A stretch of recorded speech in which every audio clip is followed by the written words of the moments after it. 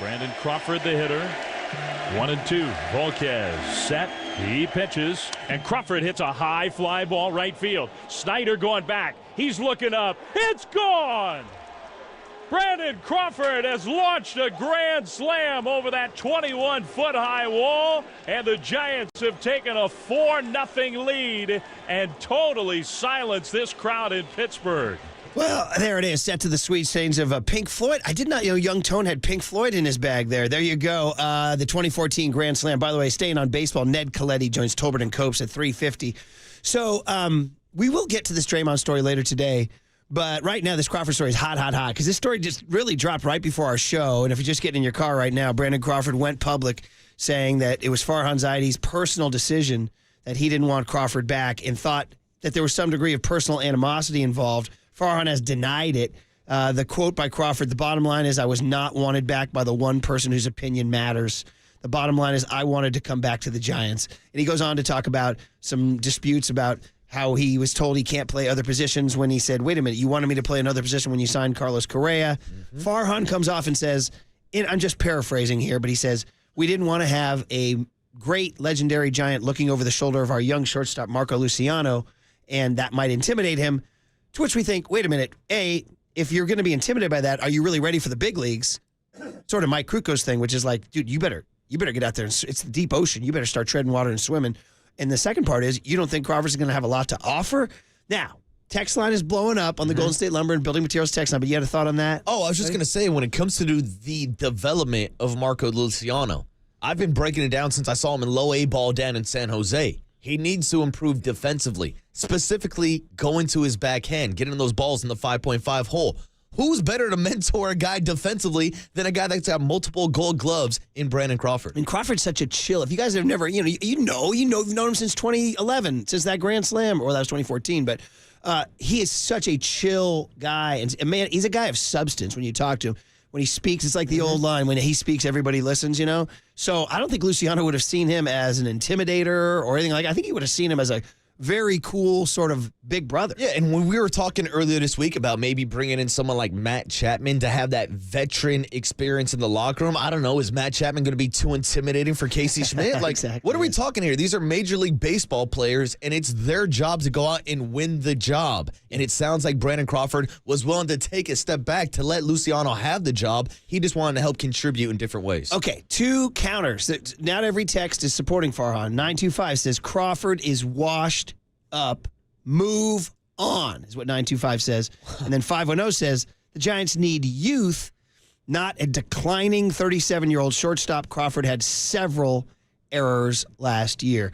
Actually, I mean, listen, you can talk metrics for sure, and he did have a couple of moments, but I actually kind of still liked the level of shortstop he was playing. But again, we're not talking about him being, when we say he's washed and all that stuff, we're not talking about this guy hitting third every night. We're talking about this guy being a late-inning defensive replacement, being the last guy on the roster, and being that glove that you can get out there. When it's the ninth inning, Camilo Duvall is going to get a ground ball, you need that guy out there. And mentoring Luciano. So there is tremendous value. We get it. He's not going to go hit 330. He's not Ronald Acuna. He's not going to go hit 330 or 35 bombs. He's not even going to get 150 at bats, right? No, and he probably won't get that with the St. Louis Cardinals, but it goes back to his conversation with Farhan, where he says, I was told I can earn the last spot on the roster like anyone else could as a non-roster invitee. So I'll throw out the question on the Golden State Lumber and Building Material text line, 808 KMBR's the number if you want to give a call. Who would you rather have as the last man on your roster? Brandon Crawford or A.J. Pollock or Matt Beatty or Mike Ford or Ford Proctor? Like it's just a rotating cast of nobodies on your team.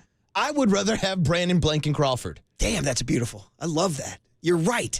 All he does is rotate that last point of the roster with absolute nobodies. And you're right. Matt Beatty. I wrote the Matt Beatty jock blog last year on opening day, and I said, call this the Matt Beatty moment. Because you remember when I was so upset. I was like, we don't even know who the teams are. And you're right. Mike Ford, Papirski, Pollock, as you said. Paul DeYoung. Yeah, did he play Paul DeYoung, forever Giant. He was a shortstop last year. It's nothing but a bunch of 0.1 immaculate grids. Yeah, you know what I mean? Yeah, Yeah, what are the war of those guys? Nick Ahmed, right, who's going to be the new guy, too, for sure, man. Oh, my God. 707 text in on the Golden State Lumber and Building Materials text line says the new Cardinal shortstop already quoted saying signing Brandon Crawford put a fire under his butt.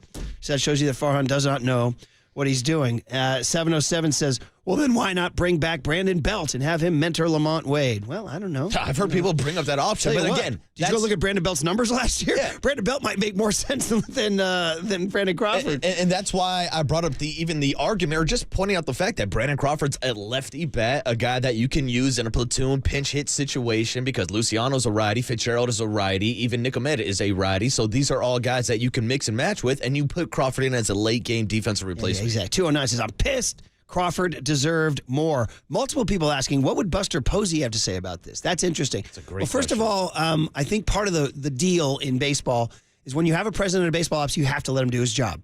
And then you, as an owner, eventually make the decision whether or not that guy should stay on the job. So I would imagine if Buster didn't want, or I would imagine if Buster, he's letting Farhan do his job is what I'm trying to say right now. However, I guess if he wanted to exert his will, he would do so. So I'm not sure. It is interesting for sure.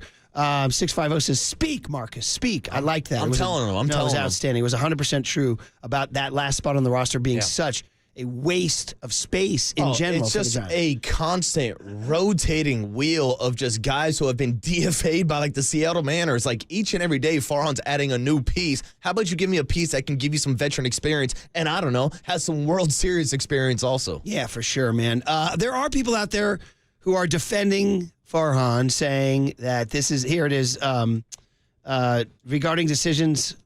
Excuse me. No, I'm sorry. That was one that was actually ripping Farhan. I was trying to go through the thing. 510 on the Golden State Lumber and Building Materials section said, Farhan is all numbers, black and white, and lacks emotion. Okay? 925 says the Farhan version of the Giants song is when the Giants come to town, it's bye-bye Crawford. We got you on that one. 209 says these are dark times. A dark cloud is over Oracle as we speak. 707 says, was Luciano worried about Crawford yesterday when he was throwing the ball away? Yep. And 408 says, Farhan and Kapler are two peas in a pod, over-managing and not seeing the big picture. Speaking of which, Crawford took some side swipes at Kapler in this interview. Don't think Gabe was sneaking out of this unhurt. He said he wanted to come back for another year because he didn't have any fun the last 2 years. And he said a lot of it was because of my injuries and I didn't play well.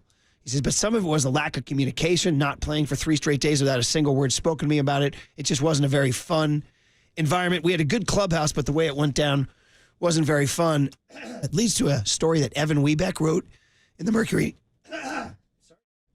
You're good, Murph. Sorry. You're getting choked up talking about Brandon Crawford. Little Friday morning for But Murph, I think if Brandon Crawford's coming out here and saying this as that veteran leader, you know, it was the same thought in the clubhouse. Like, we even heard from Logan Webb about the lack of structure. And I brought it up a bunch with guys like Alex Wood, who was constantly being kind of yanked back and forth between the bullpen and the starting rotation. Like, guys were showing up to the ballpark. Think of Sean Manaea, not knowing if he was going to be an opener that day, not knowing if he was going to be allowed to throw 3, 4, 5 innings. It was just a constant, just like, uninformedness, I don't know if that's the right word, of Gabe Kapler and his staff of not preparing these guys to know what the hell they're going to be doing on a daily basis. 408 with a great text on the Golden State Lumber and Builders. It said, these developments are only creating the condition that Farhan wanted to avoid because now everything Luciano does will be viewed under a microscope and the mindset of what if Crawford was still here. Now every single error that Luciano makes this year, like the one he made yesterday, people are going to bring up Brandon Crawford's name. By the way, a lot of people loving that rant. I did too, by the way. It was a great rant and a great point about that 26 point in the roster. And then, but though, you got to get out. The 925 says, get off Crawford, let him go.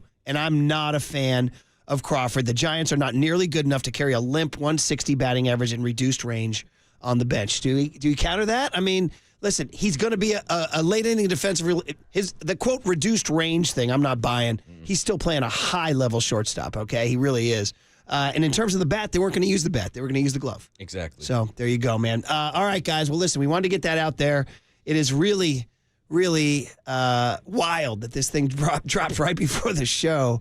Better than me trying to do my scratch paper Steph Curry Madison Square Garden stats right before the show yesterday. Oh, dude, you crunching numbers before the show started was something else. But now we have just it's rare in this Giants era.